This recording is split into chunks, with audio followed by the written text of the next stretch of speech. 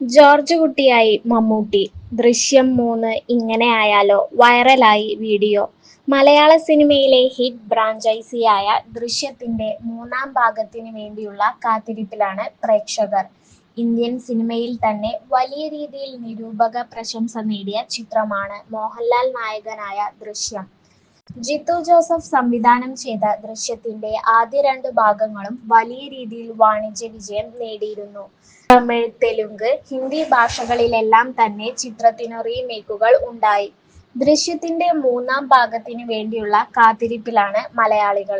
ദൃശ്യത്തിനായി ആദ്യം മമ്മൂട്ടിയെയാണ് സംവിധായകൻ പരിഗണിച്ചിരുന്നതെന്ന് നേരത്തെ റിപ്പോർട്ടുകൾ പുറത്തുവന്നിരുന്നു. എന്നാൽ മോഹൻലാലിനെ അല്ലാതെ മറ്റൊരാളെയും ജോർജ് കുട്ടി എന്ന കഥാപാത്രമായി ആരാധകർക്ക് ഇന്ന് സങ്കൽപ്പിക്കാൻ പോലും സാധിക്കില്ല.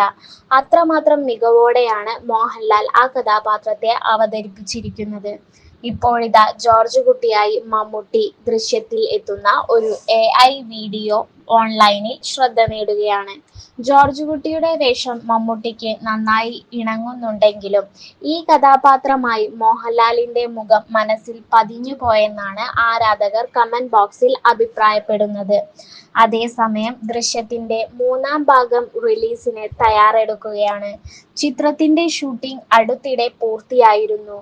ജോർജ് കുട്ടി എന്ന കഥാപാത്രത്തിന്റെയും കുടുംബത്തിന്റെയും ഇപ്പോഴത്തെ ജീവിതവും 4 വർഷങ്ങൾക്ക് ശേഷം അവരുടെ ജീവിതത്തിൽ സംഭവിക്കുന്ന വഴിത്തിരിവുകളുമാണ് ദൃശ്യം 3-ന്റെ പ്രധാന പ്രമേയം. ചിത്രത്തെക്കുറിച്ച് സംവിധായകൻ ജിത്തു ജോസഫ് അടുത്തിടെ ഗലാട്ട പ്ലസിന് നൽകിയ അഭിമുഖത്തിൽ പ്രധാനപ്പെട്ട ചില സൂചനകൾ നൽകിയിരുന്നു. സിനിമയിലെ നായകനായ മോഹൻലാലിനെ ഒരു സ്റ്റാർ ആയി കാണാതെ ജോർജ് കുട്ടി എന്ന കഥാപാത്രത്തിന് 4 വർഷത്തിനു ശേഷം ഉണ്ടാകുന്ന മാറ്റങ്ങൾക്കാണ് 3-ാം ഭാഗം ഊന്നൽ നൽകുന്നത്. ദൃശ്യം 3-ന്റെ തിരക്കഥ പൂർത്തിയാക്കാൻ 5 ഡ്രാഫ്റ്റുകളോളം വേണ്ടിവന്നു. ആദ്യ 2 ഭാഗങ്ങളെപ്പോലെ 3-ാം ഭാഗവും ഒരു നല്ല സിനിമയാകും എന്നാണ് എന്റെ പ്രതീക്ഷ.